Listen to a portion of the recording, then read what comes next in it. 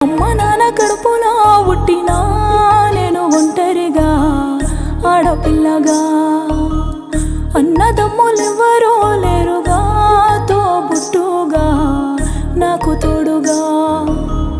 కళ్ళ ముందు ఎందరూ ఉన్నా ఎత్తుకొని ఆడించిన అన్న ప్రేమ తీపి కదా. ఎందుకో ఇట్లా రాసిండు నారద బ్రహ్మ, అన్నదమ్ముళ్ళు